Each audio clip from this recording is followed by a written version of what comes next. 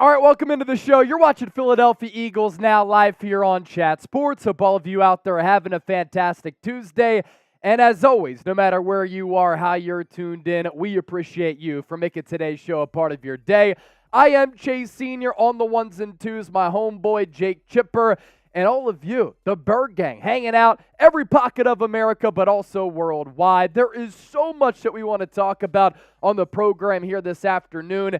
And I also want to say thank you to all of you for getting us past 50,000 subscribers. In fact, we had so many people tune into the watch party, and the watch party was so incredible. The second most watch party in the history of this channel, with more than 95,000 people tuning in all throughout the day, that not only on Sunday did we get past and surpass 50,000 subscribers. We had so many people who enjoyed the show. We got more than 51,000 subscribers. So for the real ones out there, we did celebrate 50K during the watch party, but I also told you once we got there, we were going to celebrate together as well right here on one of our weekly shows, and that's what we're doing here today. So in honor of 50,000 subscribers, it would not be possible without all of you. I want everybody to type 50 down in the chat, and we'll start to give you some shout-outs here. Kane Angel, Kali Woolley, Reed, good to see you again. Ed Ramos, Brennan, Lamont Lancaster, Brennan, Kane, Will, Boots, Bird Gang Eagles, Bird Gang Tommy V, Eric Camper, Will Gonzalez, Cool Rains, Aussie, oi, oi, oi.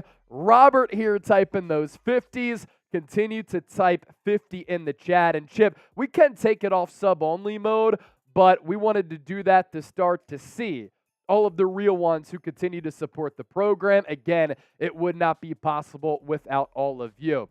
As for what we're getting into throughout the afternoon and in the early evening, for those of you who are probably on the East Coast, on the West Coast, it's a little bit earlier, obviously. Latest Philadelphia Eagles injury news. Nakobe Dean today officially going to IR. That means that he's going to be out for at least the next 4 weeks. We will do an Eagles-Vikings preview because week 2 is going to be here before we know it. Thursday Night Football, Lincoln Financial Field, home opener for Philadelphia. I also have some burning questions that I have for Philadelphia going into week 2 as well, and we will round out with the mailbag, taking all of your questions. So make sure you come hang out, you tune in, and get those questions in. Hashtag Eagles, better yet, Super Chat to be a part of the program here. Let's get the comment section going once again. Where are you watching from? As always, we're coming to you from the Chat Sports Studios, but where are you? Shout out that hometown, whether it be a city, a borough, a zip code, a state, a country, rep it. Reed is in Tampa. Ernesto, Tucson. West Philly from Lamont. Earth, Petersburg, Virginia. Norristown, Pennsylvania from Alex Cruz. Carla, Dallas, that's where we are. Kane Angel is in England. Washington State, y'all. Or Washington State, I should say. Might be. Will Gonzalez. Brennan is in Delaware. Bird Gang is in Georgia. Cook, Mississippi. Nice. Robert, South Philly.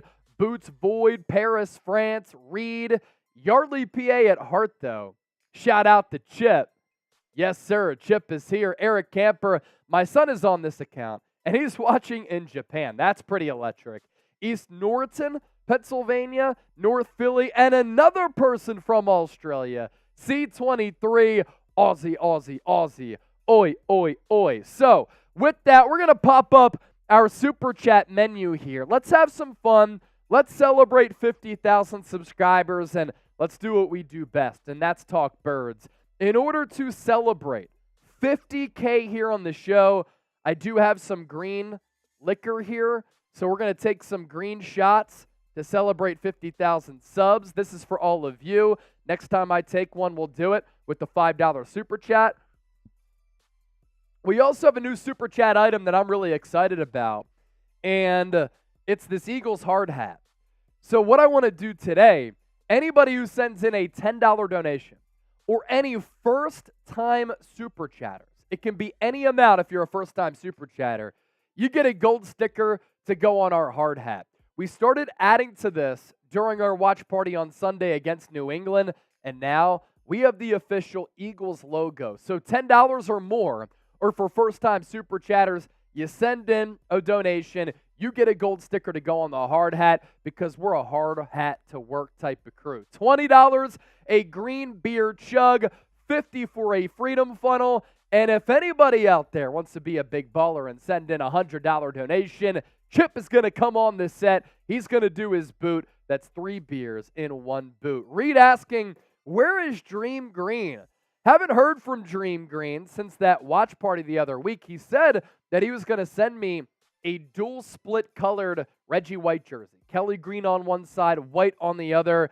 I haven't gotten it yet. So Dream Green, I'm still looking out for that. We did send him his Super Chat MVP items. He won the lunch pail. He won the pennant. He went off, but we'll see if he ends up coming back to the show. If you want to get on the show today, you could Super Chat. We'll answer all of those first. Or if you use the hashtag Eagles, you can also be a part of the program right now.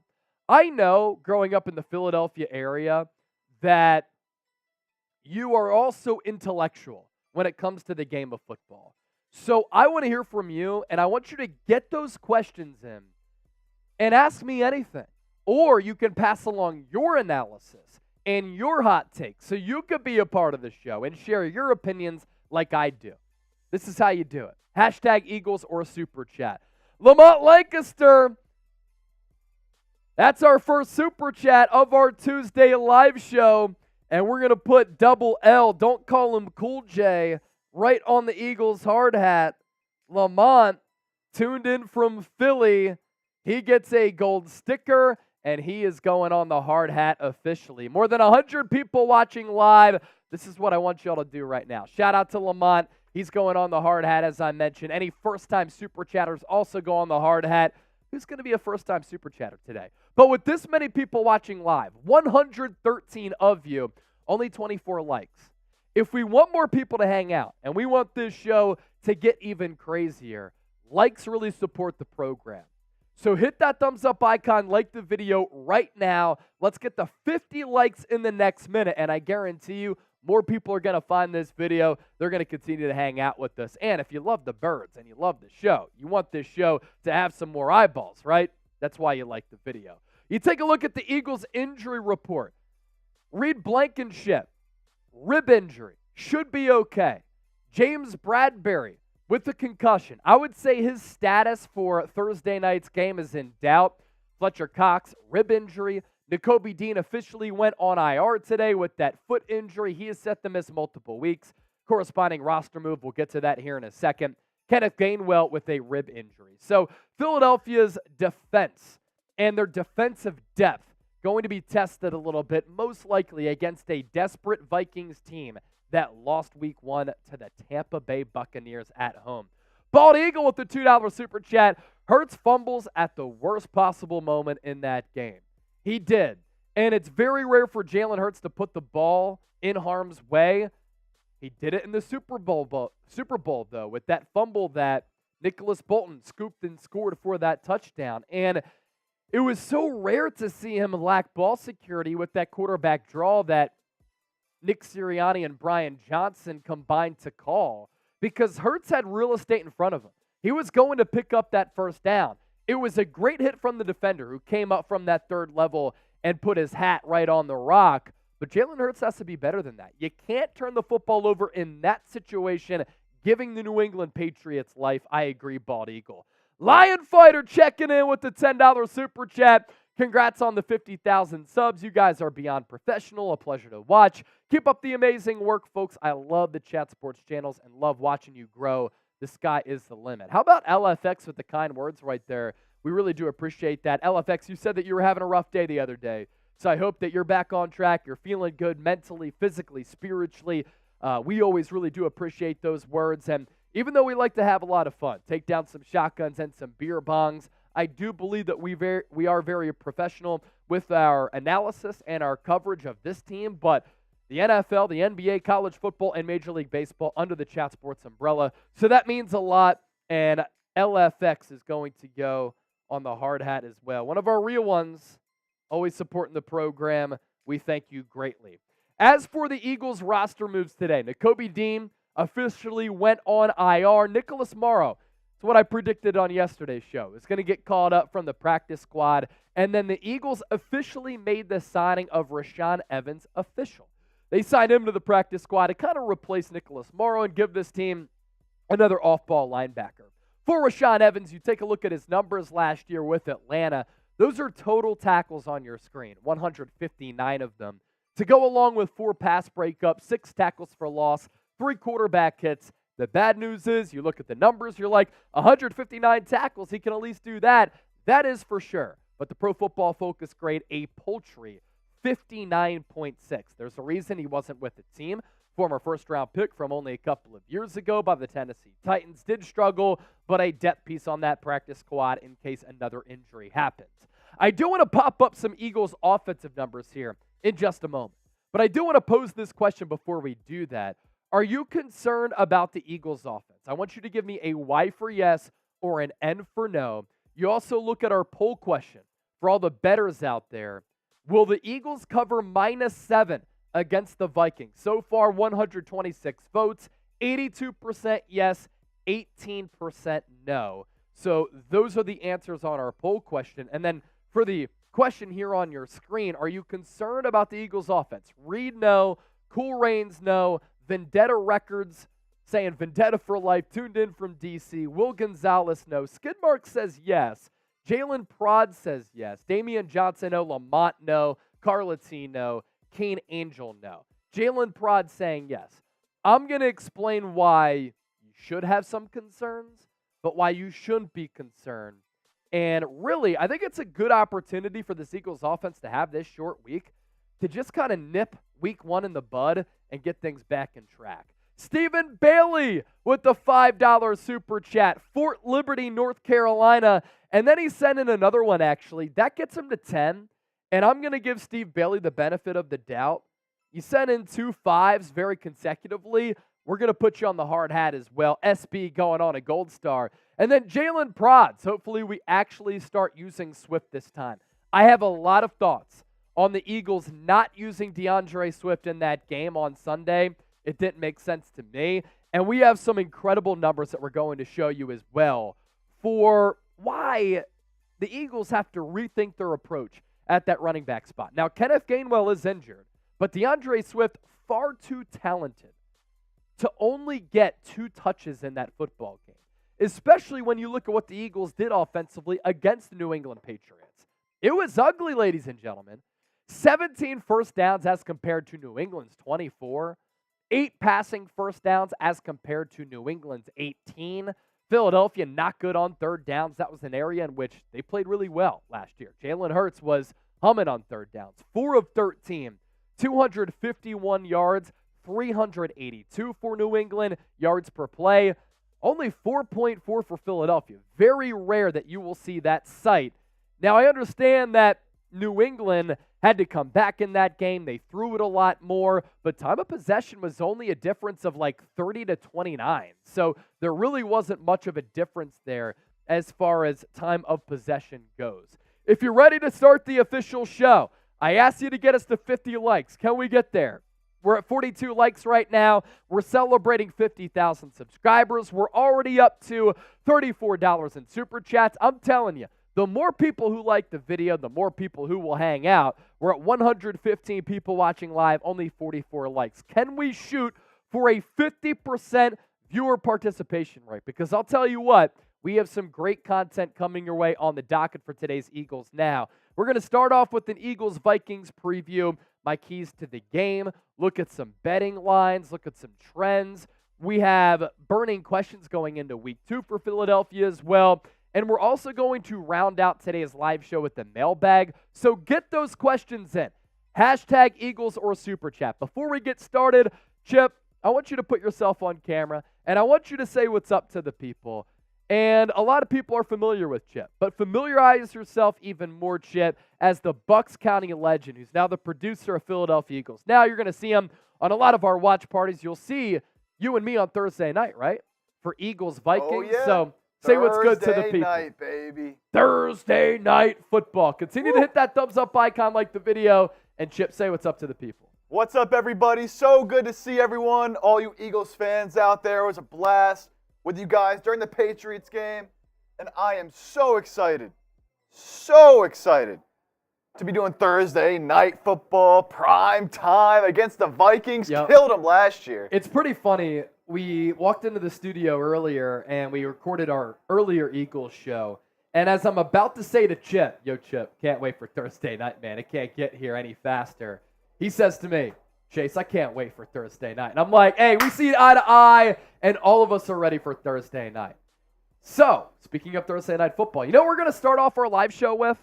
Eagles-Vikings preview. We got past those 60 likes, those 50 likes as well. Don't forget to continue to hit that thumbs up icon, like the video. Real One roll call. We appreciate everybody for being here. And what we're about to start with, as our official show starts right now, is our Week 2 preview between the Minnesota Vikings and the Philadelphia Eagles. Here we go. Eagles Now Live, coming your way right now.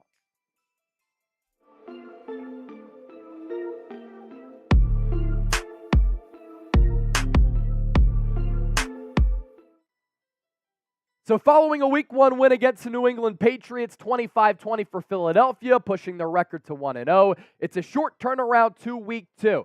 Thursday night football matchup against the Minnesota Vikings. So coming up on today's show, a preview of this game, the home opener at Lincoln Financial Field.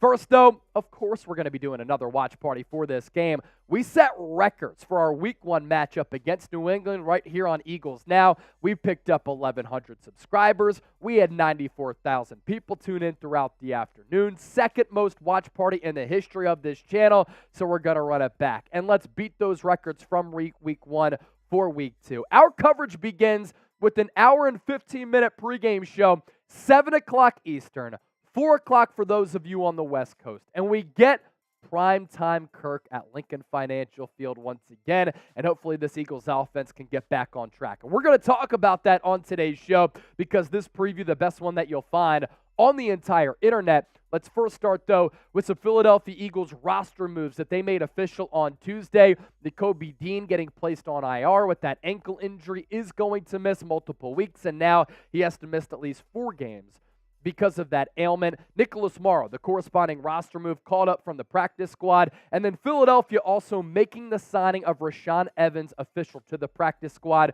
We talked a little bit about this move yesterday. Now we have those official details. And with Evans, he's played a lot of football in his career. Former first-round pick for the Tennessee Titans. Last year was with the Atlanta Falcons. The fact that he didn't last long with the team that took him in the first round, and he's been an NFL journeyman, kind of tells you all you need to know. There are deficiencies to his game. What is he good at? Tackling. 159 total tackles last year, 4 pass breakups, 6 tackles for loss, 3 quarterback hits. Those are solid numbers, albeit for a team in Atlanta that struggled. The bad Pro Football Focus grade of 59.6. But it does give you another off-ball linebacker who is experienced in this league. Elsewhere on the Philadelphia Eagles injury report, this week, Reed Blankenship dealing with a little bit of a rib injury. I think that James Bradberry is going to miss this Thursday night game because of that concussion. It's just tough to come back out of concussion protocol so quickly on a short week. If the game was Sunday or Monday, that could be a different story, but why risk Bradberry? Josh Jobe would get the start replacing him if that's the case. Fletcher Cox got banged up with the rib injury as well. Nakobe Dean definitely out and has to miss at least 4 weeks. That's the IR rule. And then Kenneth Gainwell, a rib injury as well. Could that mean that Nick Sirianni and Brian Johnson come to their senses and give the rock to DeAndre Swift a little bit more? Some more thoughts on that coming up here in just a bit. Philadelphia a little bit banged up. Their defensive depth is going to get tested. But the Minnesota Vikings also hurting as well at a position of importance. Garrett Bradberry, very solid offensive lineman, and Christian Darrisaw, former first-round pick. They are on the injury report, respectively, with the back and ankle injury. And then one of Minnesota's pass rushers, Marcus Davenport, he is dealing with that ankle ailment. So with that, we ask for your predictions down below in the comment section. I took Philadelphia -4 last week. The line up to Eagles -7. But who are you going with for Week 2? MIN for the Vikings or PHI for Philadelphia? My keys to the game. I think it's really important for this Eagles offense to get it together. Last year in week 1, they aired it out, they ran it a lot, they lit up the scoreboard against the Detroit Lions. This game against New England I thought was going to be a much different test. You're going up against Bill Belichick. I actually think that Patriots defense is going to be a top 10, top 15 unit this year. You had Bill Belichick going up against inexperienced coordinators in Sean Desai, Brian Johnson. The rain didn't help matters either, and it could have taken the Eagles out of their game plan. Also, what New England did, they approached this game very similarly to how Indianapolis defended the Eagles last year. And if you remember, that game in Indy came down to the wire. That was that Jalen Hurts quarterback draw to win it late in the fourth quarter. A lot of single high safety looks. New England did the same thing, and once again, Hurts struggled, and sometimes he locked on some of his first reads, has to do a better job of surveying the field. And if the Eagles have this offensive effort in week 2 that they had in week 1, I think it could spell for a difficult night because we know that Minnesota can put up points on the scoreboard. 17 first downs to New England's 24, only 8 passing first downs to New England's 18.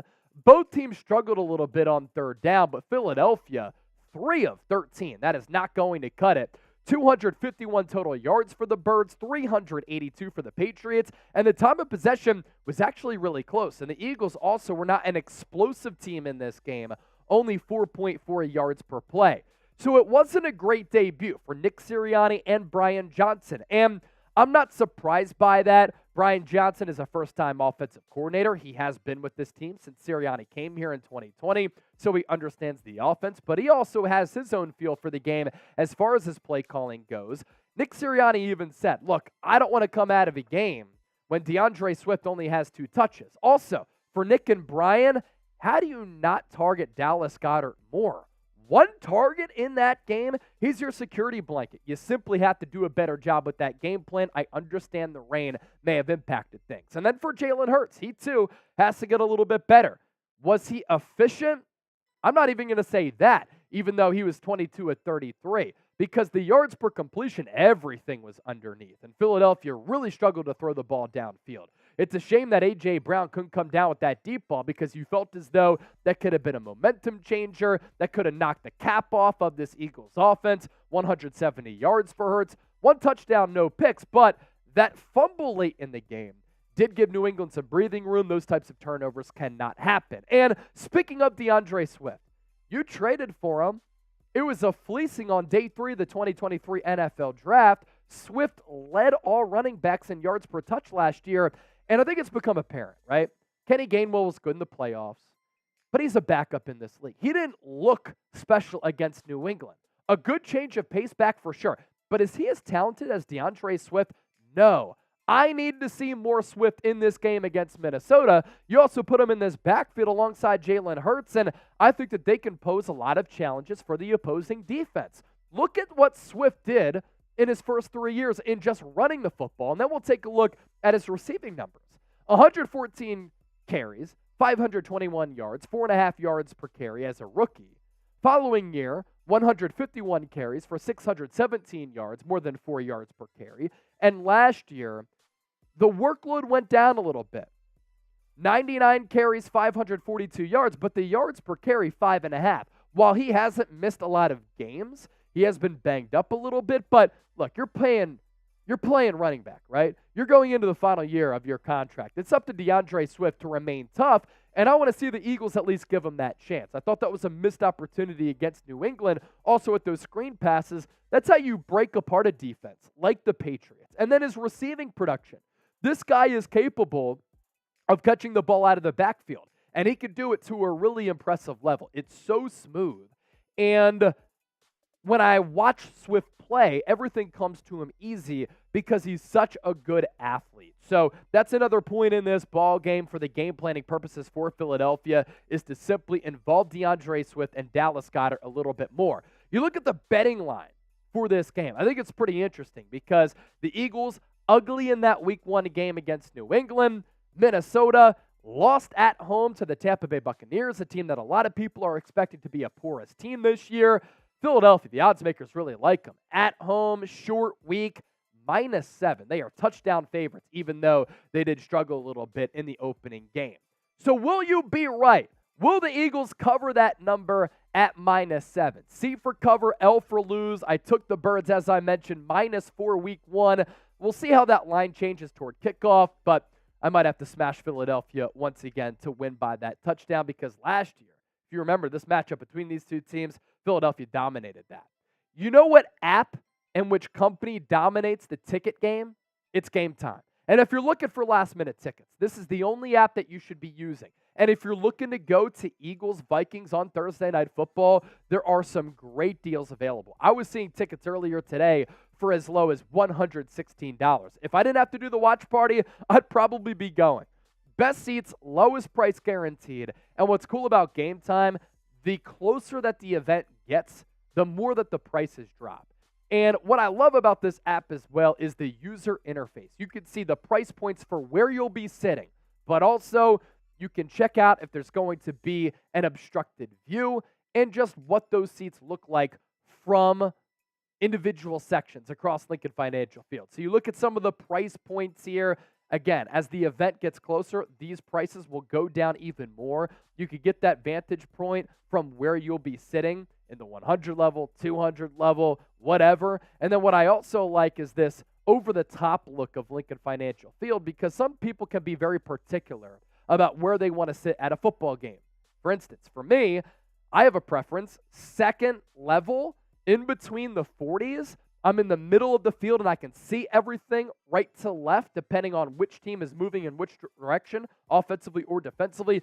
That's my preference here. So you look at another look here with Game Time. If you're looking for Eagles tickets all year long or even Eagles season tickets, you can find those on Game Time as well. Here's the best deal about it, $20 off if you use our code EaglesChat. Make sure you redeem that code at checkout after you make a profile. We're going to put that link in the comments section. We're going to put it in the description of this video. It's Game Time, $20 off using the promo code EaglesChat. So we'll continue to move forward with our preview against the Minnesota Vikings. More keys that I have. Obviously, if you pressure Kirk Cousins, he's always prone to making mistakes. All defensive linemen and all defenses and defensive coordinators know that across the NFL. But if you pressure Kirk Cousins in prime time, that's when he really throws up on himself. And this Philadelphia Eagles defensive line has an opportunity to get after Kirk Cousins without having to blitz. This is a fascinating stat here. Fastest get-off times in Week 1 across the NFL. Look at how many Philadelphia Eagles are on this list. What this calculates is the amount of time it takes you to get off the line of scrimmage after the ball is snapped. Myles Garrett, fastest get-off time at 0.58 seconds. Josh Sweat right behind him, 0.59. So the Eagles preach get off because it allows you to get that first step to beat the offensive lineman and win your matchup, and it's reaping dividends here. Jalen Carter, the rookie, 0.68. Hassan Reddick, 0.7, tied with Nick Bosa. Yannick Ngakoue, 0.72. How about Fletcher Cox and Milton Williams at 0.72 as well?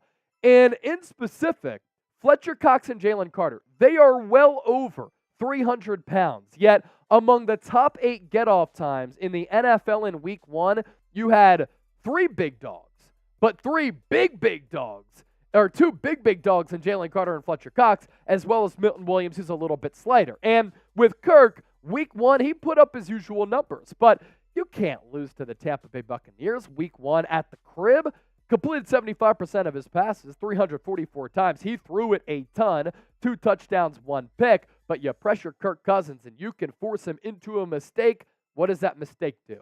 Lead to points on the other end, a momentum changer. And teams that lose the turnover battle, they lose between 70 and 80% of football games at the NFL level. More Vikings offensive numbers against the Bucs. Total offense, 369 yards. So they could barely run the football at all because almost all of those yards, a byproduct of Kirk Cousins, 328 of them. They did get rid of Dalvin Cook, so that's of note. Rushing yards for Minnesota, 17 carries, 41 yards. To my point, and this Eagles defense, I thought was pretty solid against the run Week 1, especially Jordan Davis and Jalen Carter. So you stop the run, you force Kirk to throw it, and then you get that pass rush working. that could aid Philadelphia here. 3 turnovers for Minnesota. Time of possession only 29-21. Another key, and this comes down to an individual matchup, Darius Slay against Justin Jefferson.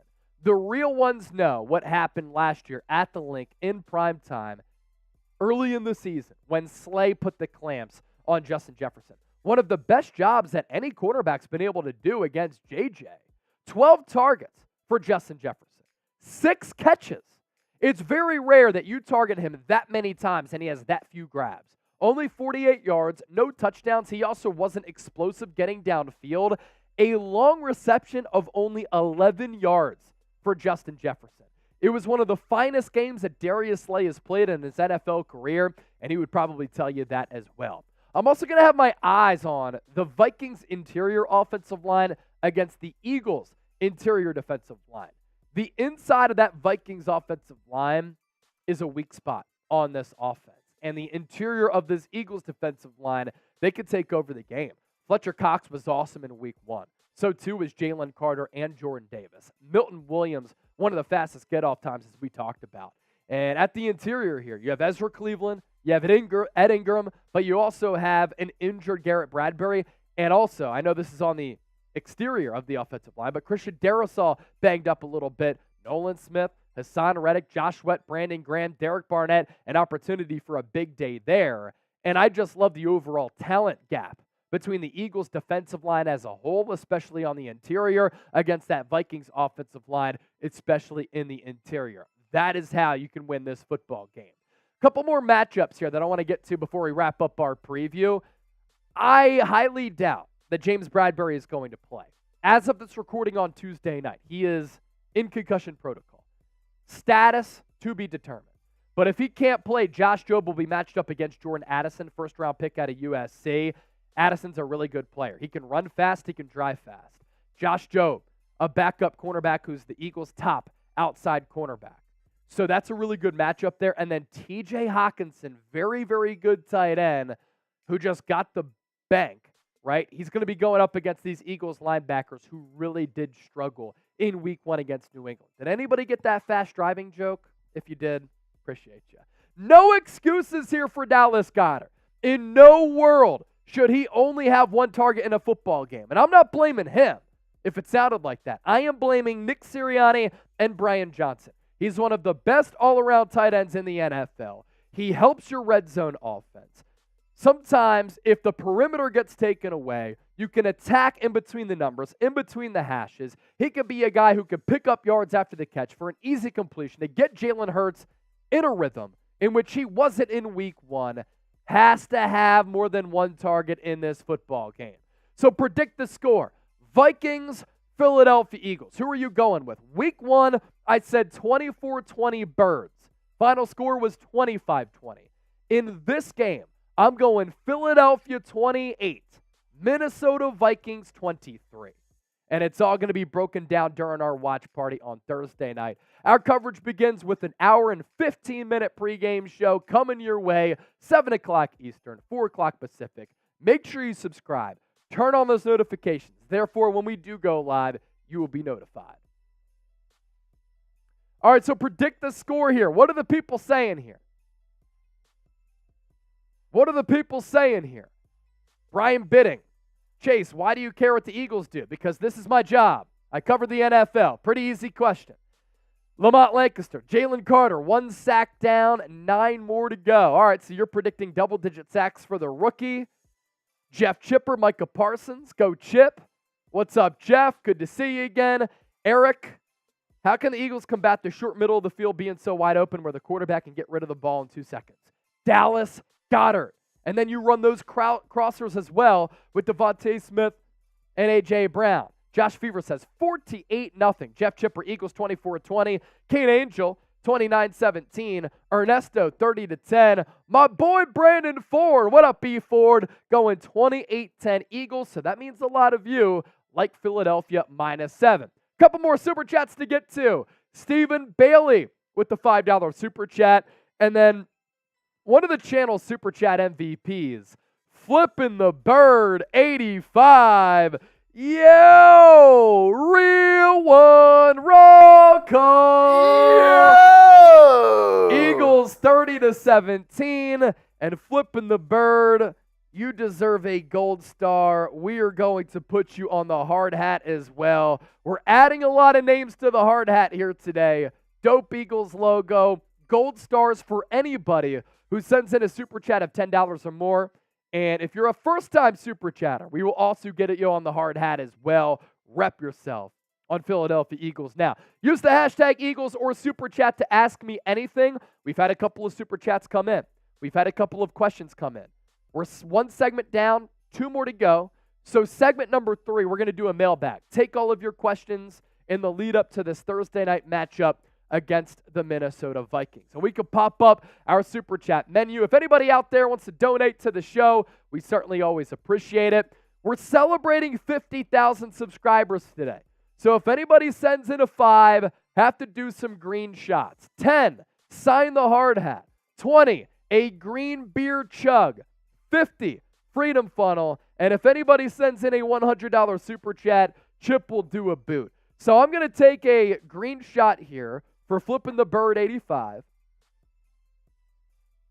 Thank you so much for that. And I think I owe another one. More green shots for the 5s coming in. 50,000 subscribers would not be possible without all of your support. So thank you so much for supporting the program here. So that's our super chat menu. For those of you who have not sent in a super chat, it's a rectangular box with a $sign through it. All right, coming up next here on the show, burning questions that I have going into week 2 for Philadelphia. Let's get to it right now.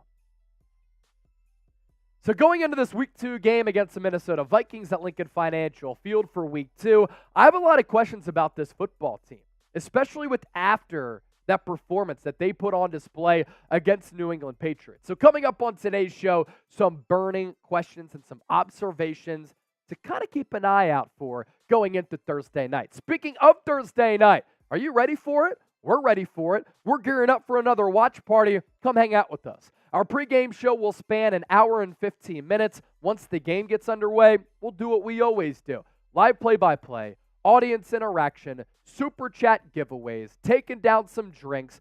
We want to make it the best atmosphere outside of being at the actual game. I believe that's what our watch parties are. And we want to make it feel like we're just a bunch of homies hanging out in a living room or at a bar. We put the party into watch party. That's why you subscribe to the show. Thanks to everybody out there for supporting the program. We surpassed 50,000 subscribers during our last watch party. And if you want entertaining, informative, insightful analysis on the birds with shows coming your way every day, year-round, you know what to do. Hit that subscribe button. All right, so burning question number 1 that I have. Are teams starting to figure out Jalen Hurts? And this is also a combination of burning questions and overreactions. I do think that talking point is an overreaction. Hurts struggled against New England, but we knew this was going to be a feisty game.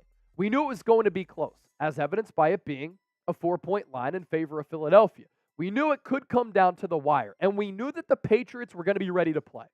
Their offensive game plan was really solid. Their defensive game plan, very, very good. And I think that Patriots defense this year is going to be a very solid unit in a very difficult offensive division, even after Aaron Rodgers got hurt. So Bill Belichick's defense is legit. But let's also factor in this. The Eagles starters did not play at all in the preseason. And I had even said, I disagree with it. You have a new offensive coordinator. You have a new defensive coordinator. A couple of new pieces at important positions. Right guard, running back. You lost a couple of linebackers, both starting safeties. And you need to get into football shape, right? And nothing replicates a game like an actual game. Nick Sirianni is with me now. He said after that Patriots slop fest that he has deep regret about not playing his starters in week 1 in the preseason. And I totally agree with that because they were rusty. And that certainly showed. And Jalen Hurts was rusty as well. You can have all the joint practices that you want. And in those joint practices, Hurts performed well against the Cleveland Browns, as well as the Indianapolis Colts. But again, the actual game flow, the stoppages, the pace, the physicality, the feel, the flow, it's different. And that's why Jalen Hurts put up this stat line. Speaking of that offense, I think in part they had struggles because Brian Johnson is a first-time play caller, and he's a new offensive coordinator. He's been with this team since 2020. He's done really good work with Jalen Hurts as a quarterback's coach, and we've seen that with Hurts' development turning him into, at the time, highest paid quarterback in the history of football before he got beat out by Lamar Jackson, Justin Herbert, and Joe Burrow consecutively. But when you have a new play caller, the offensive wrinkles are going to be a little bit different, and he didn't really have a great feel. Running back rotation, I hated it. Rashad Penny inactive, didn't love it. DeAndre Swift 2 touches, no. Dallas Goedert 1 target, that is a problem. So I don't really like how Brian Johnson called the offense. Maybe the rain, though, did impact the game plan to a certain degree. As for Sean Desai, they got leaky in coverage. I thought that Mac Jones attacked the middle of the field because of susceptible play at linebacker as well as safety. But he also put some nice touch on those balls with that throw to Hunter Henry and the throw to Kendrick Bourne. Good routes by both of those players, but good touch to kind of layer those balls in there. But at the end of the day, what did Sean Desai's defensive unit do? Something that Jonathan Gannon's defense didn't always do. For damn sure in the Super Bowl, they held up in a pretty critical spot. And they finished strong, and they won the game. Also, Philadelphia, among the top 8 highest get-off times. They had, 7 players on that list. So Philadelphia, very talented with that defensive personnel, especially up front. Linebacker, safety, somewhat of a concern. But I thought that Sean Desai called a fine game. More numbers on this Eagles defense. This points to a schematic difference in what Desai prefers as a Vic Fangio disciple and what Jonathan Gannon did last year.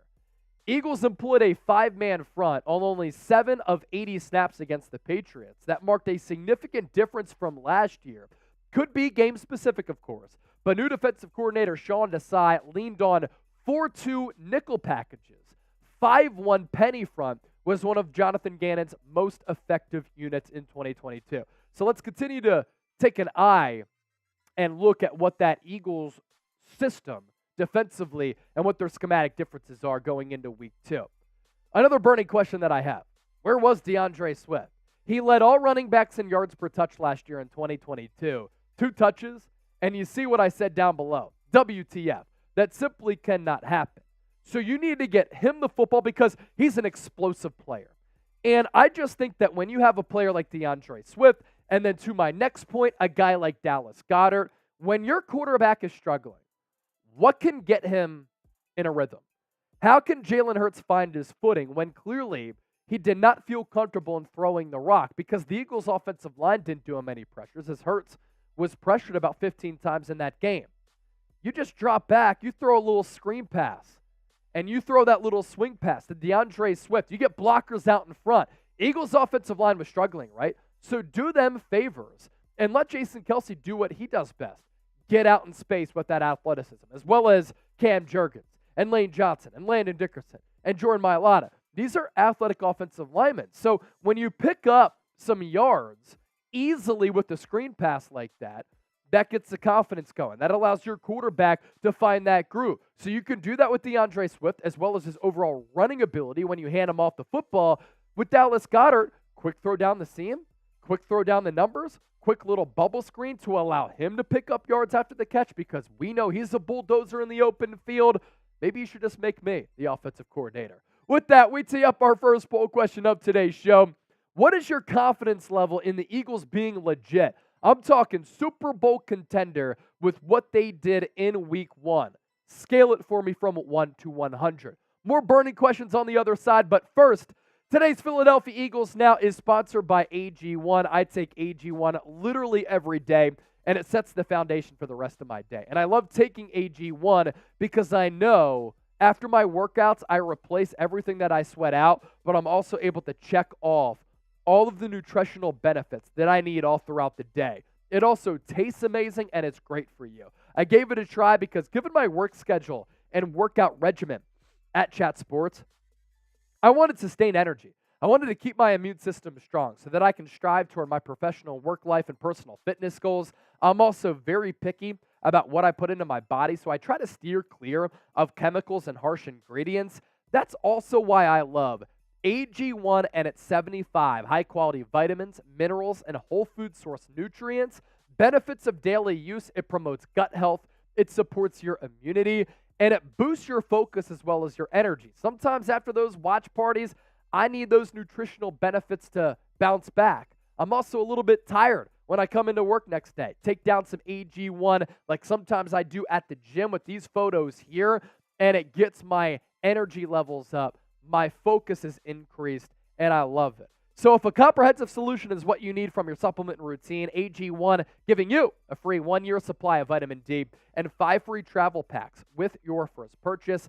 That is drinkag1.com/chatsports. Check it out. Link is available for you down in the comments section as well as in the description of this video. We really appreciate AG1 for supporting the program here today. Our coverage would not be possible without them. And the growth of this channel has been pretty incredible because if we weren't able to grow, we wouldn't have some incredible sponsors like this. So I'll put that link in the chat right now. You can see it for yourselves. It's also in the description of this video. So in thinking about this football team, I'm thinking about some more burning questions here. And I love getting into the thought bank here. And I've done a lot of thinking about Jalen Carter over the last couple of days. And really, this goes back to when the Eagles drafted him. I called it at the time. I thought Howie Roseman had his eyes on Carter. If he fell, he was going to move up to take him. That's what he did. Got him at number 9. Also, when I scouted him, with the legal stuff to the side, Jalen Carter on tape is a special human being. He is a unicorn. With how he moves at that size and at that weight, it doesn't come around often. So is Jalen Carter that dude? I think that Carter is that dude. And how can you not be impressed with what he's been doing throughout OTAs, throughout training camp, in the preseason, and then in his regular season debut against New England? He had 1 sack, which came in a really clutch spot when New England was driving on the Eagles side of the field, down by 5, 25-20. Carter also had 7 pressures. That was the most among all defensive tackles in the NFL. He had an absurd 32% pass rush win rate. He was throwing guys to the ground like a baby chihuahua and overpowering these dudes who were also bona fide pros. Like David Andrews is a really good offensive lineman. And for Jalen Carter to disengage and throw him to the ground the way that he does, that is the speed, power, quickness combination that is extremely rare. So I can't wait to see him continue to grow upon what he does best. As for the Eagles linebackers, are they concerned? I think they are a legitimate concern. Nakobe Dean placed on IR. Nicholas Morrow activated to the active roster. Maybe Philadelphia could run more nickel sets to play Terrell Edmunds and Sidney Brown a little bit more. I wouldn't hate that, depending on what Sean Desai wants to do. We knew that on the opening 53-man roster, the Eagles off-ball linebackers were concerned because they only kept 3 on the 53. Nakobe Dean, Zach Cunningham, as well as Christian Ellis. Now that Dean goes on IR, Nicholas Morrow takes his spot. He did have more than 100 tackles last year and 11 tackles for loss, but in coverage, he struggled. And in coverage, these Eagles linebackers did struggle week 1 against New England. You look at the spray chart here for Mac Jones, where did he throw the football a lot? Well, he had his most successful long balls down the middle of the field, all inside the numbers here pretty much. And then you see a lot of green dots. Those are completions. A lot of white circles around the middle of the field. The linebackers control this section of the field. So I want to see the Eagles linebackers get a little bit better in coverage. Also, what happens at safety? Opposite of Reed Blankenship, I think that's a weakness right now. I saw a lot of you chirping down in the comments section, and you said Justin Evans can't play, Terrell Edmunds is no good, play Sidney Brown. I'm with you. I think that Desai hasn't pulled the trigger on that because Sidney Brown is a rookie, but that hit that he laid on that punt return was awesome. And if he just continues to play well, I don't care if he's a rookie. He played a lot at Illinois for a pro system for what was the #1 defense in college football in 2022. So if that's what you need to do to improve, and you put Sidney Brown next to Reed Blankenship, I actually like that safety 1-2 punch. Is the offensive line regressing? The Eagles' offensive line was uncharacteristically bad against New England. Early in the year last year, they also did struggle, though. But then they got it together. They do have Jeff Statlin. They have future Hall of Famers, former All-Pros, and Pro Bowlers along this offensive line. I think they're going to get a little bit better. Age is a little bit of a concern with guys like Lane as well as Jason Kelsey, but I have trust and faith in this unit that they're going to correct things. Chat stats on the Eagles offensive line, They gave up 15 pressures against the Patriots on Sunday. Their offensive line did not allow more than 14 in any game last year. So while the Eagles' offensive line did have some hiccups at the start of last year, they were not as bad as they were week 1 against New England. But again, some of that credit can be given to Bill Belichick for confusing Philadelphia a little bit. But you look at these Pro Football Focus pass blocking grades for the boys up front, nobody outside of Jason Kelce got more than a 70 grade. League average is 70. Kelce is at 70.2. Jordan Mailata, 62.1. Landon Dickerson, 55.7. Cam Jurgens, 56.7. And then Lane Johnson, uncharacteristically struggling at 56.3. This Eagles offensive line has to be better against Minnesota on Thursday Night Football. Feel free to interact with me on social media. You can find me on Twitter as well as Instagram at Chase_Senior. It is the same handle on both social media platforms. Let me know what you think of the show. If you want to chop it up, let's do it. If you want to critique me for how we can get better, of course, let us know in the comments section here on YouTube, but you can also slide in the DMs as well. All right, segment number 2, down in the canister. Coming up next, Eagles mailbag. So get those questions in. In the meantime, what's your confidence level in the Eagles being legit?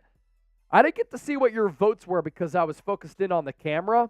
What is your confidence level in the Eagles being legit? Scale it for me from 1 to 100. What do y'all think? Get those votes into the chat. We also have some super chats that we want to catch up on as well. Kane Angel, 71 out of 100. Brian Bidding, Carson Wentz is the quarterback of the Jets, LOL. I talked about that possibility a little bit earlier today. 93 from Thunderbomb. What do you think, Chip? Confidence level in the Birds? Honestly, the week 1 performance doesn't worry me all that much. Cool, love it. I'd still probably put it at a 90. I'm still very confident that they're one of the best teams in the NFL and can easily win this NFC. There's a lot of good competition. Niners looked great, but yeah, 90 is where I'm at. See, in the NFC, this is what I said going into the year, top 3 teams in the NFC, and I really think it's like the top 2 when it comes down to it. I think it's Philadelphia, San Francisco, and then everybody else. Dallas's defense was great against the New York Giants. I think that's a byproduct of a couple of different things, right? It's the Cowboys' defense being fast, physical, and really good from sideline to sideline. It's also a byproduct of the Giants being a bad offense. Like, can you imagine paying Daniel Jones $40 million per year? Insane. Howie Roseman would never. Insane. I think it was also sort of the perfect storm with the weather there. Just an absolute downpour at MetLife. Yeah. And, that just feeds in to especially that physical style that the Cowboys play. But, God, the Giants in that game were absolutely horrific. No doubt. No doubt. Super chat from Peter Thurman, the legend. The gold sticker going on the Eagles hard hat here from the man, the real one, Peter Thurman. What's good, bro? What's up to all the real ones? Delco, yo! So, Peter Thurman, thank you for that 10. Chip, why don't you show the Super Chat menu once again? Because just like that, we're up to $63 in donations, and I'm going to start putting some of these gold stickers on this Eagles hard hat. $5, we're taking green shots to celebrate 50,000 subscribers. $10, you get to sign the hard hat. $20, a green beer chug. $50 for a freedom funnel. $100, a chip boot. And that's our Super Chat menu. And I'm feeling thirsty. Is someone going to step up, send in the bomb today?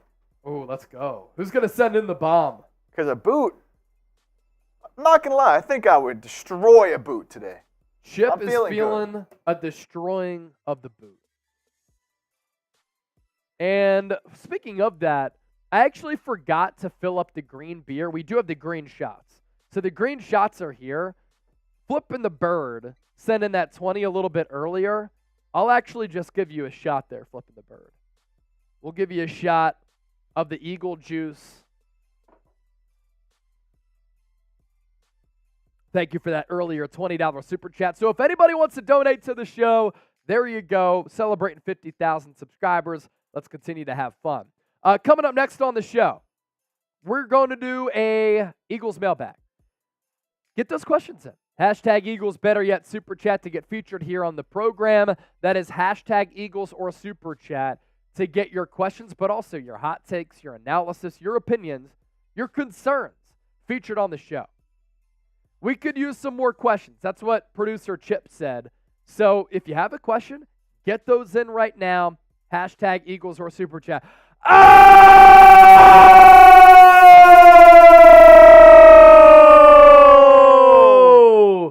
Flipping the bird! Flipping the bird! Flipping the bird! He's dropping bombs! E-A-G-L-E-S!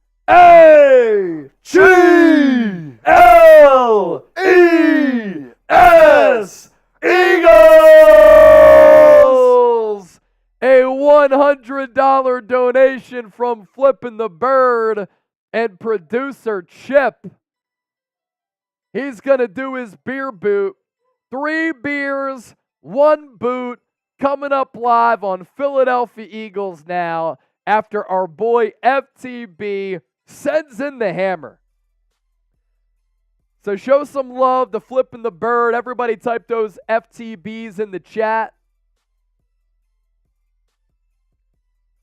Get those FTBs in the chat. Flipping the Bird, let's go.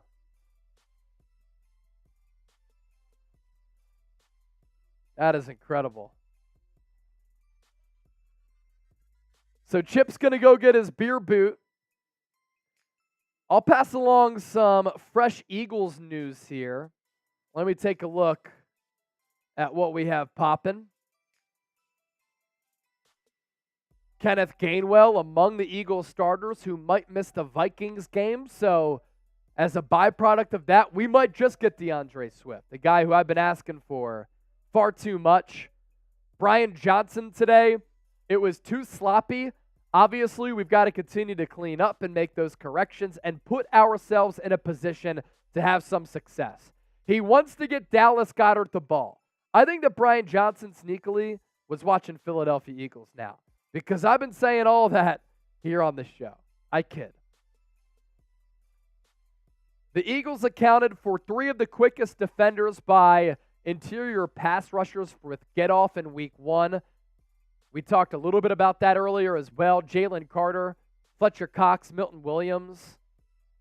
This is like a physical skill set, but it's also a credit to the talent evaluation for Philadelphia to kind of look at these things during these workouts, but also Eagles defensive line coach and former player Tracy Rocker has done a really good job at coaching these guys up because it also comes down to timing that snap count without, of course, committing a penalty.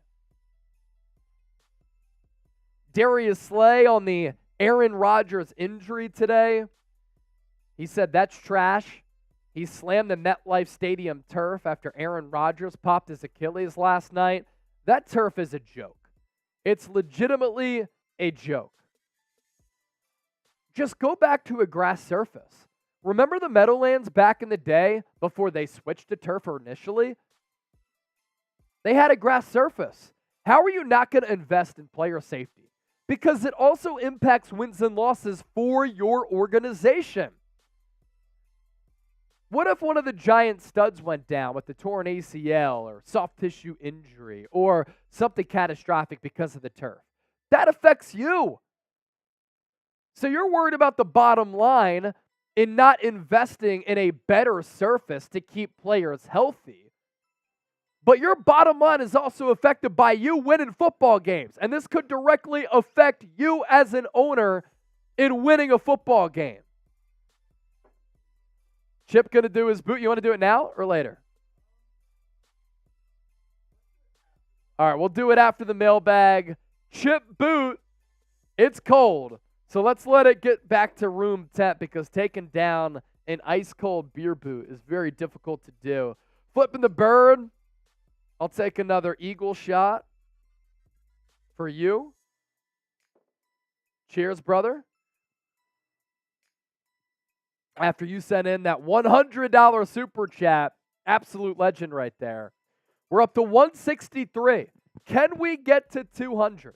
Also, first-time super chatters. You want to get on the hard hat? You can get on the hard hat. Anybody who sends in 10 or more, you're going on the hard hat as well. We're a bring your hard hat to work type of crew. This thing's incredible. Look at the Eagles logo. We're going to get that side filled up. We got all the gold stickers here. Go Birds. If I was a construction worker in Philadelphia, this would be my luck. And I like a blue-collar job. My favorite job growing up, cutting grass at a golf course. Hershey's Mill in the Philly Burbs near Exton. But if I was a construction worker, I'd rock this thing and represent. Cool. All right, we got a lot of great questions in, so we're going to round out with the mailbag. Bird Gang Eagles, are you excited that Eagles football is back? Hell yeah, brother. Hell yeah. So again, you send in a super chat, you could skip the line, but we'll also take those other questions after everybody used hashtag Eagles. That's hashtag Eagles or super chat to get those questions here on the show. Nah, it's all good. This is just an extra seg. We're doing an extra seg because Lion Fighter supporting the show, and I want to take all of your questions. All right, ready to rock? Take your time. 134 people watching live. Continue to hit that thumbs up icon, like the video. Driver Fall Guy said the Eagles choked against the Patriots. Last I checked, you don't choke when you win a football game. You only choke when you lose. So I'm not sure what you're talking about. All right, mailbag coming up right now. Again, last call for those questions. Hashtag Eagles. You send in a super chat. We'll, of course, answer those as well. Coming up on today's show, Philadelphia Eagles mailbag, where I open up the floor and answer all of your questions. First, though, join us for our Thursday night football watch party. It's game day, baby. Our coverage begins 7 o'clock Eastern, 4 o'clock Pacific. Hopefully, this Eagles offense able to get back on track against Minnesota. And if that's the case, they can light up the scoreboard against the Vikings at the link. Going to be the Eagles home opener, so I know a lot of you have questions. So I want to hear from all of the subscribers here on the show. Sometimes I like to hear your thoughts. I like to answer your questions, but I want your analysis to be a part of the program as well. Treat the comment section like a Sports Talk Radio call-in line, and that's kind of the purpose of our mailbags. Bird Gang Tommy V, Eagles have to have a balanced offensive attack. And they had somewhat of a balanced offensive attack against New England. Again, I think the rain impacted the game plan a little bit. But Brian Johnson even said this week, and it was a pretty telling quote. He said, it was too sloppy. Obviously, we've got to continue to clean up, make those corrections, and put ourselves in a position to have some success. He also said he wants to get Dallas Goedert the ball. That could help Philadelphia in between the 20s. It can also help their red zone efficiency. It just gives Jalen Hurts an easy throw, an easy read, a security blanket out there to allow him to find that rhythm. Because when he finds that rhythm, really, really special player. Our boy Reed, would you agree we played a little bit sloppy and possibly underestimated a surprisingly solid Patriots defense? I don't think that the Eagles have a culture in which they underestimate a coach like Bill Belichick. Nick Sirianni said time and time again, we respect the hell out of him.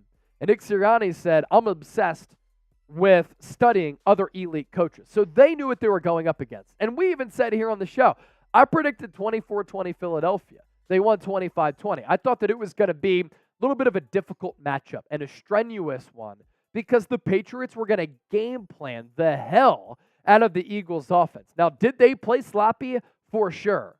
Did they underestimate the Patriots? I don't think so. And like you said, Reed, to your credit, I think the Patriots will have a solid defensive unit this year. Erica Jones, Eagles better not raise my blood pressure this next game. The first was already enough. Dust the rust off, and let's go Eagles. You know, if you're going to be a Philadelphia fan to any level, sometimes you're going to have to deal with a lot of stressful games. That's part of the exhilarating aspect of being a fan, but especially in Philadelphia, because no things are ever easy. Kane Angel, if Cam takes Jason Kelsey's place, then who will be the next offensive guard, is what I imagine you meant to ask. So let's see how long Jason Kelsey ends up playing. And he has that new documentary on Amazon, and within that, he thought that he was going to retire a couple of years ago, but he continues to play great football. He's basically on a year-by-year basis at this point. When he does retire at some point, because Father Time is undefeated when it comes to athletics and in life, then yeah, Cam Jurgens will play center. As for who can fill in at right guard, if we're talking about right now, if a Jason Kelce injury were to happen, you'd have Cam Jurgens slide into center. Tyler Steen, I think, would be that right guard. Now, when he was drafted out of Alabama in the 3rd round, they listed him as a guard. But at Alabama and at Vanderbilt in his college career, he only played left tackle. Next up, let's go to Lion Fighter. Do you think that we trade for a big piece before the NFL trade deadline? So you really just have to wait and see to see what Howie Roseman's going to do here. And we know that Howie Roseman is a very aggressive general manager, and we know that Howie Roseman will always try to address a weakness on the Philadelphia Eagles. That's how he operates. And this has always been the case, especially when they've been contenders. He's always made the necessary moves, the necessary signings, whether it be in the offseason or approaching the NFL trade deadline, to give them a better chance to win a game.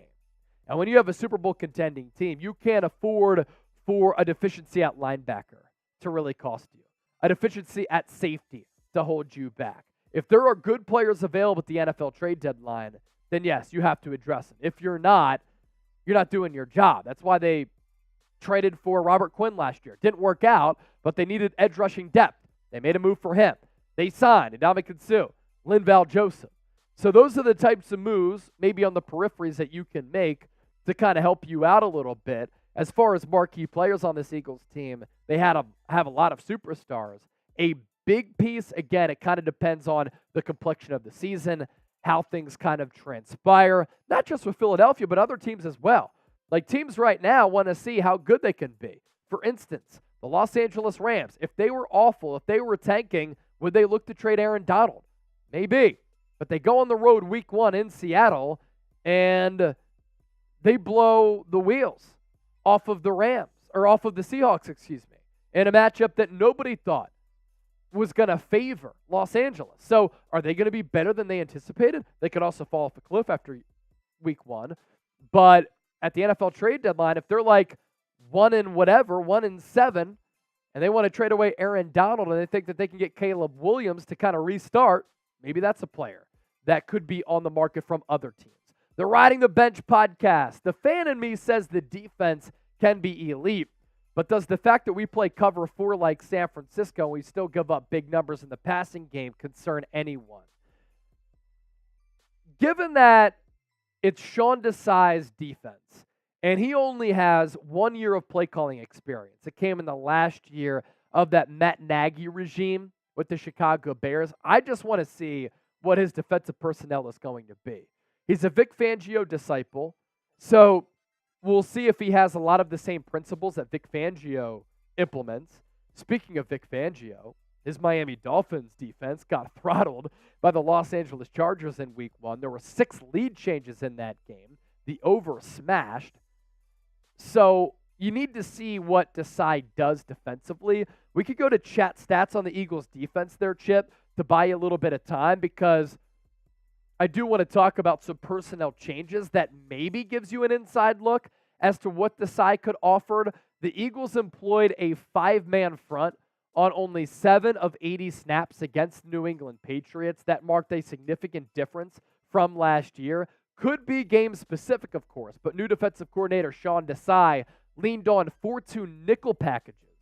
5-1 penny front was one of Jonathan Gannon's most effective units in 2022. So, yeah, they'll play a little bit of cover too, but also what this can come down to, going back to that last question, it's the Eagles' pass rush. Now, they generated a lot of quarterback pressures against Mac Jones, but if you don't give the quarterback a lot of time to throw, then you could sit back defensively in that secondary. So that can also change how things go to a certain degree. What are you trying to build here, Chip? Okay. Oh, okay. That's all good. You can go to those super chats that are in the system, though. We could start getting to some of those super chats that came in. We good on time. Just give me a time cue, and we'll be all right. Start taking some super chats here on the show as we run through our mailbag here on Philadelphia Eagles. Now, flipping the bird 85, are you not entertained with the $20 donation? Decide. Better start Sidney Brown along Reed Blankenship and demote Justin Evans to special teams. Move Nolan Smith to linebacker with Cunningham and Ellis, and then promote Morrow from the practice squad. So Morrow did get elevated from the practice squad on Tuesday. That move was made official. Am I entertained by the Philadelphia Eagles? Of course, I'm always entertained. And hopefully you're all entertained by this show, especially flipping the bird, always being a real one, sending in a super chat. I love Sidney Brown. I like the drafting of him. I said it the night that he was taken in the third round, what he did at Illinois. I liked him to the birds in a couple of my pre-draft mocks, the scouting that I did. He plays physical. He plays fast. He's not scared to hit anybody. We saw that with that hit on that punt return. That was awesome. I mean, the punter literally caught the ball, smack, got hit right away. The timing and the anticipation of that was awesome. And Sidney Brown showed some of those anticipatory skills and instincts in the preseason. Really good at coming up from safety to lay a hit on the run. We'll see how he fares when he gets tested, but that's a player I want to see out there. And then, yeah, you could keep Justin Evans, but promote him or demote him to special teams and promote a Sidney Brown. Move Nolan Smith to off-ball linebacker. You could also experiment with that a little bit. Smart stuff there from Flipping the Bird 85 because Nolan Smith was used throughout training camp as an off-ball linebacker. The Eagles did experiment with that. And that's kind of a thought process of we have this guy who's twitchy, who's fast, who's a crazy athlete. We can use him as Hassan Reddick Jr., right? We can also use him as an off-ball linebacker because he's at least athletic enough to potentially get the job done. Jalen Prods, last one here. I think Nick Sirianni is getting overconfident this season. I actually disagree. I mean, first of all, week one is in the rear view. We can't really say that after week one, in my opinion. But I also thought it was telling. Jeff McClain in the Philadelphia Inquirer released an article on Tuesday where he talked about Sirianni being harder on the Eagles than he's been the first 2 years to start his Eagles tenure. And I think he realizes that's what you have to do to press the right buttons and to motivate your team to avoid a Super Bowl hangover. And he can't let some of the little things fly. Now, the Eagles have to do a better job of getting personnel packages in, communicating plays, because that was an issue in training camp in the preseason. It was an issue week one. They have to clean up some penalties and stuff, but I don't think that Nick Sirianni is getting complacent here. In fact, Jeff McClain reported that that is not in fact the case. All right, who you got? Thursday Night Football, MIN for the Minnesota Vikings, PHI for the Philadelphia Eagles. Get those predictions in. I think it's going to be 28-23 win for Philadelphia. And if you want to interact with me on Twitter and Instagram in the lead up to this game or whenever, hit me up on Twitter and IG at Chase_Senior. It's the same handle on both. And of course, don't you ever forget to subscribe to us here on Philadelphia Eagles Now for insightful, informative, and entertaining Eagles shows every single day. So continue to let us know who you got. MIN for the Vikings, PHI for Philadelphia. We are up to $185 in Super Chats. Can we get to 200? If we get to 200, I am chugging this entire beer. Happy Dad. Right now, if we could get to $200. We are 15 away. And speaking of chugs, get it ready. Everybody type chip in the chat. Chip in the chat, because Chip, after the 100 from Flipping the Bird, is going to take down his beer bong. Chip's going to put on his drinking hat. I'm going to put on my hard hat because we're going ham here on the show. We're a bring your hard hat to work type of crew. When you send in a donation like this, we got to show y'all some respect and love back, and we like to party here on the show. So, Chip, beer boot, 3 beers, 1 boot, go Birds. See, I flourish with the shotgun. I struggle to do all of that liquid in a short amount of time. It's just a lot. But like I said, I'll drink my entire beer if we get to $185 in Super Chats, and I'll put it in this Freedom Funnel here. We're 15 away. 15 away. Bird Gang Eagles saying chug. Kane Angel saying chip. Brian saying let's go. Lion Fighter, chug. Chip, chug. Hugo, chip. Kane Angel, chip. Peter Thurman, chip. Ryan Rowe, Driver Fall Guys, Carlos Skid, D-Bomb, Carlos Allende, Bird Gang Eagles. Everybody type chip. This guy's a legend right here. 3 beers, 1 boot, like it's nothing. Also known as a tank. Luis Anthony with the chug and a chip. Michael, chip. Flipping the bird, chug. And there it goes. Chip. E-A-G-L-E-S.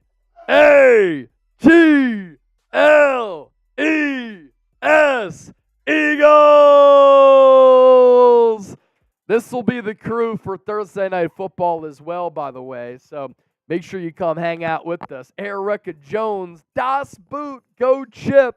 Yes, that is what it is. Das Boot. All right.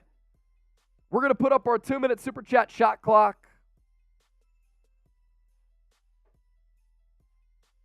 If anybody wants to extend the show, you can. 2-minute Super Chat shot clock. I told you, if we get to 200, we are 15 away. I will drink my whole beer out of the Freedom Funnel here. If not, we'll sign off. We'll call it a day. And we will see you live on Thursday night. Littest Eagle Show from Carlos. Hey, that's what we try to do. You know it. Skid Marks, good show. Worth the chug. Thank you, brother. Appreciate it.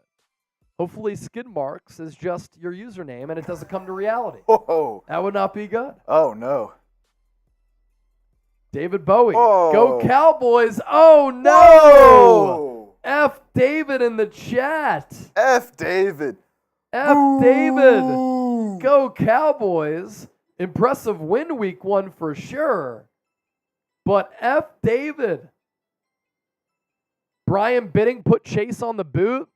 I'll do a boot for a $100 super chat. Whoa, a Chase boot? A Chase boot for a $100 super chat. We're also a minute in to our 2-minute super chat shot clock. So if we don't get any more super chats, we're signing off.